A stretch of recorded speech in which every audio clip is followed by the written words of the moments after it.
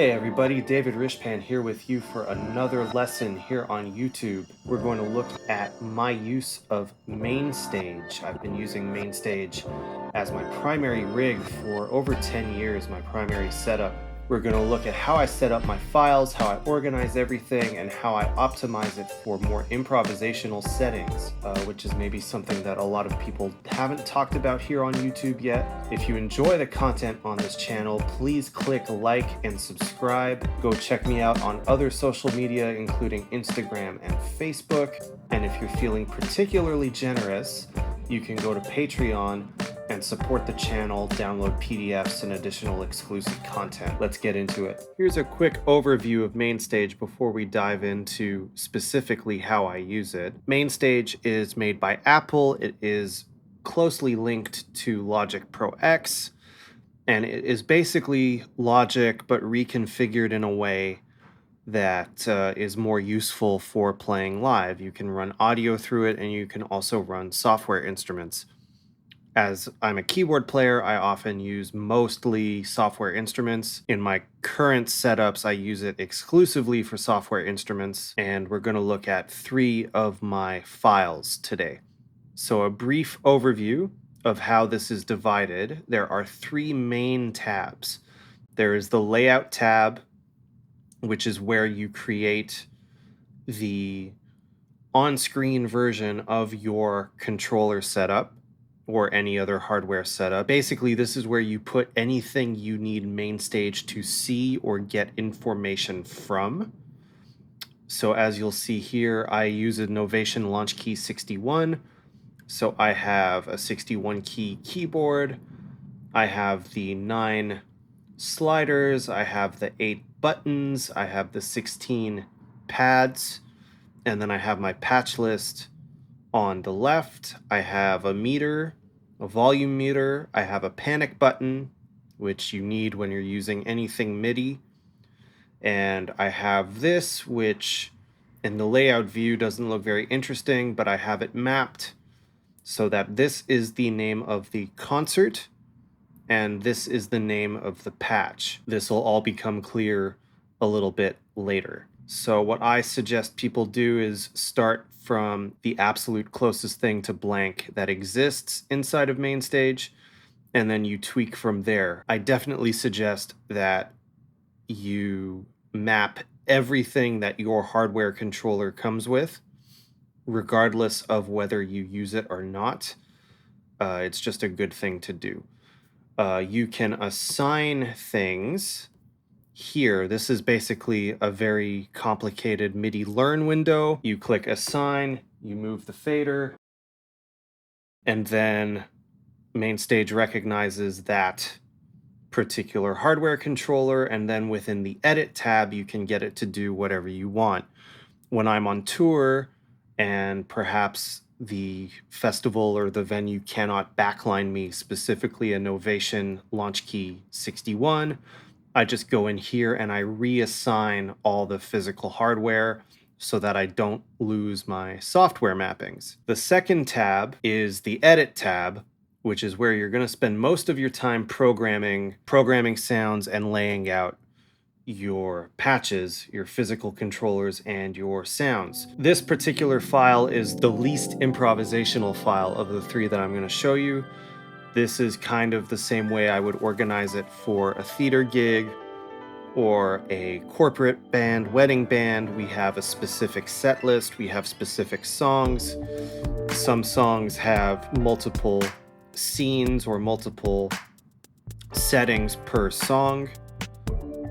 So that's what we're going to look at. This is from a tribute to the great Meshell Ndegeocello that I did a few months ago. If you do not know Meshell Ndegeocello's music, I highly suggest you check it out. I'm just going to use this because this shows how I label things and organize things. So the hierarchy inside of MainStage is that you have the concert level, which is everything inside of the file, everything that it is the highest level of the hierarchy. If you mapped anything at the concert level, it would apply to every single patch in your list. So this is where my master out is. I have a console emulator on the output, the clang hell on the output, the I, which just warms it up, and I have the stock limiter, which some people argue adds latency. I have never noticed the latency. This is also where you can map some of these concert level controls. So your set up and down buttons and your patch up and down buttons, you want that to work at the concert level. I want this to show me the name of every patch all the time. As you can see, it says current patch, and it has the name of the file just so I know that I opened the right concert. I name my patches per song title, and then I name the channel strips. So each instrument that I have loaded in, and you can see the zone layers, I have them named per preset or sound that I'm using. I used to just call it pad or lead, and then one time I lost all my mappings. MainStage can sometimes do this where it keeps your software instrument, but it does not keep your preset loaded.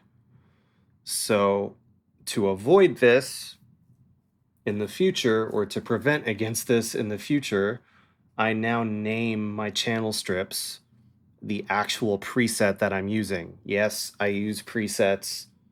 I'm not ashamed to admit that I use presets. Usually I will start with a preset and then tweak from there. So as you can see, this is the Arturia Minimoog V. The preset is called Scream, but the asterisk means that I've tweaked it. So if for some reason MainStage were to load the Mini V3, but it didn't load Scream, it loaded a completely different patch, I could just look at the layer name or the channel strip name, and it would show you that it's called Scream, and then I could go back inside the Minimoog plugin and find Scream and then tweak it to where I needed it to be tweaked. So this tab, the edit tab, is where you would load all the sounds. It would be where you map these physical controllers. For most of these patches, I don't have many things mapped. So yeah, this is how, for a sort of fixed set list, fixed repertoire, I would organize things. I would have the patch named as the song title, and then if there's multiple parts of the song, I have some other designation. So in this case, the tune Call Me, there's an Oberheim-centric sound, which is actually a mix of Waves Element and the Arturia SEM. And then there's a Moog sound, which is, again, the Arturia Mini Moog. So that's the Edit tab. And then there's the Perform tab, which is really mostly what I need to see live. I perform in the Perform tab. It devotes your CPU resources to MainStage and kind of cancels everything else operating in the background. It's bigger, a little bit bigger, not that I'm usually looking at my screen when I play. And then I have buttons on my Novation mapped for set up and down and patch up and down. I don't have sets in this particular concert file. I just have individual patches, or I could just use the arrow keys on my keyboard and go through our patch list, our set list. As you'll see, there are two patches that are not named for songs. There's a B3 patch, and I never use, or almost never use, preset B3 patches. I just have a B3 patch, and I manipulate the drawbars as I need to. And I have a generic Rhodes patch that was used on multiple songs. Everything else is song specific. So here we're looking at my Kalmunity file. Kalmunity is an improvisation collective focused on soul, R&B, hip hop, Afrobeat, and all kinds of groove-based music. It has been running every Tuesday for 16 years here in Montreal, and it is 100% improvised music.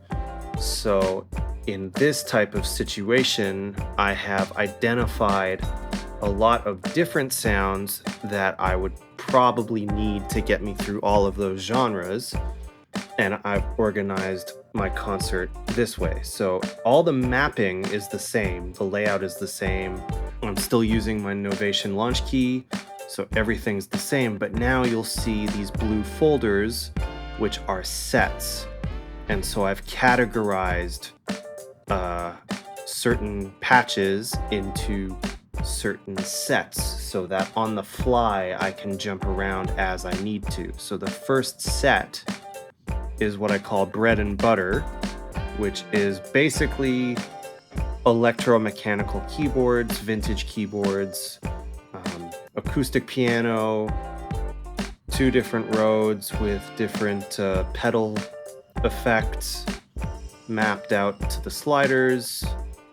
This is a different Rhodes with both pedals and a synth pad underneath, Wurlitzer, clav, organ, etc., and a vintage ARP 2600 lead.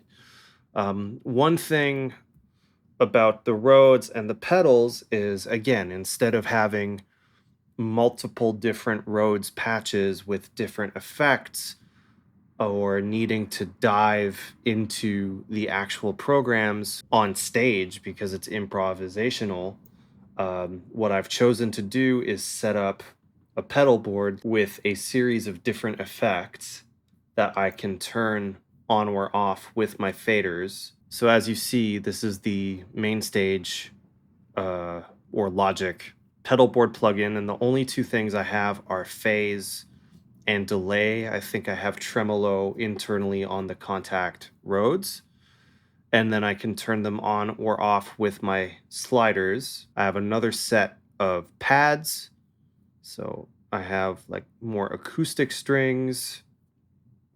I have 2 different pads. This is Lonely Nights, which is from Applied Acoustics Ultra Analog, and then a Jupiter thing, which is from Arturia Analog Lab. And again, you'll see that the channel strip is named for the preset. So if I were to lose this, if I were to upgrade, or if I were to upgrade my OS, I could see what the name of the channel strip was, and I could go back and find that preset and then work my way back to whatever tweaks I made. And then I have a third set of splits, which are different, either Rhodes in the left hand and leads in the right, or pads in the left hand and leads in the right. And some of these are named after songs that we've covered, and they're really specific sounds. So this is my patch for Jay Dilla's So Far to Go. Kalmunity did a Jay Dilla tribute many, many years ago, and this was the sound I used. And it's been a go-to sound in improvisational settings with Kalmunity ever since. That lead sound is my recreation of the Michael Jackson PYT lead sound. I read an article where I believe Michael Boddicker described how he did it, and it was 2 Oberheims midied together, or a mini Moog and an Oberheim. Anyway, that sound always reminds me of the lead from PYT, so as a shortcut in the heat of the moment in an improvisation, if I decide that that's the sound I want to use, I just need to see PYT in my patch list and I go there. This was a patch I built. We did a Curtis Mayfield tribute, and this was a patch I built based on If There's a Hell Below, We're All Gonna Go. And again, this is my system and how I use it, so it makes sense to me. If I were going to program a show or rent out my programming or something, I would name it something more universal, perhaps. You know, like the first patch in the splits I called Black Market after the Weather Report tune. Anybody who's a Weather Report fan or has checked out Joe Zawinul will know what that's probably going to sound like. And again, this is what I see when I'm on stage. I see the name of the patch nice and big. I see the actual channel strips. I see my faders. Anything that has yellow beside it means it's already mapped. The Kalmunity situation is kind of somewhere between something very organized and fixed. I've given myself a limited palette of sounds and a limited palette of parameters that I can tweak on stage. But it's also set up that I can go where, 95% of the music needs to go. It's pretty rare that I've been in the middle of a Kalmunity improvisation with this patch list and not been able to get a sound that I think is appropriate or a sound that I need. And here's the most improvisational setup that I have. I just created this past week. I was working with a series of interdisciplinary improvisers in a project headquartered at the University of Alberta in Edmonton called A Sounding Line. And we were working on how to pursue improvisation as a performance and pedagogical practice, especially in this current moment of physical isolation and the confinement and everything that we are going through as part of COVID-19. So what I was most interested in was, how do I apply my improvisational practice, which is usually mostly acoustic, and how can I transform that into more technological and more electronic sound worlds. So what I did was I chose a bunch of synths that I am not so familiar with, that I don't use very much, and I just kind of picked a bunch of presets, and then also picked a bunch of parameters that I thought I would want to have access to during an improvisation. And one of the great things about MainStage is that you can map as many parameters as you want to a single physical control. So you'll see here on this first knob, I have glide from my Massive X bass patch. This is Native Instruments Massive X. I have the glide mapped on that knob, and I also have some positional knob from my second instance of Massive X on a preset called Eco World. I have both of those mapped to this knob. This second knob has, I think every single knob in this set, in this concert, has multiple mappings. So you'll see that on the second knob, I have the pulse width modulation of the bass patch and another positional knob for the Eco World, and so on and so forth. And that's how things work in MainStage. You click the on-screen representation of your physical hardware controller. You select in this bottom menu here any software control. A lot of them, like I said, I haven't spent a ton of time with Massive X yet, so I don't really know. So again, for this slider, I have it mapped to the joystick, the second joystick y-axis of the Arturia Moog modular. So that's how I set this up, was I just kind of threw darts at the controllers and parameters that I wanted to improvise with. So that was my practice for this week in residency with A Sounding Line, was picking synthesizers that I don't really know the ins and outs of, setting myself up to have control over a lot of different parameters, but not knowing specifically what they would do, and then reacting to the sounds that I was getting out of those limitations and those kind of surprise chance elements. Here's another setup I have, which is again Massive X and Alchemy. Here's a good example of the hierarchy of MainStage. So for this particular instance, because we were recording and we were recording video, I don't usually submix my Nord Electro through my MainStage file when I play live. I don't need to do that. I have a different setup that's maybe another video to make.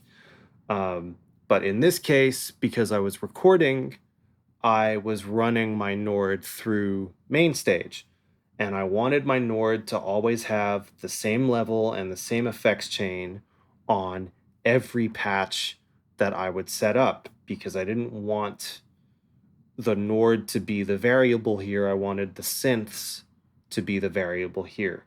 So I set up a concert level channel strip for my Nord, and I set up concert level mappings on the drum pads to turn the effects on and off. So you'll see that these first three pads, 1, 2, 3, correspond to the three effects that I have loaded on the Nord channel strip. The first pad corresponds to Native Instruments Faces, and that's the bypass on and off. The second pad is the Arturia Eternity delay, the bypass on and off. And the third pad is Native Instruments Replica, bypass on and off. So because those are at concert level, those effects and those mappings for those first three pads apply throughout any of these 4 patches that I have, and they don't change. There is a way, if I wanted to change it on a per patch basis, there is the option to override the concert mapping. So that wraps it up. That's how I use MainStage in 3 very different artistic and organizational situations. Write to me in the comments if you have any questions about how I use MainStage here, things I maybe didn't explain. How are you using MainStage? Are you using any of the alternatives? Are you using Gig Performer? Let's start a conversation in the comments. I'm curious to know how you are using software in your various creative pursuits, especially during this time of confinement and physical isolation. Thanks for watching. I'm David Ryshpan. I hope you are all safe, healthy, and well, and I'll see you next week.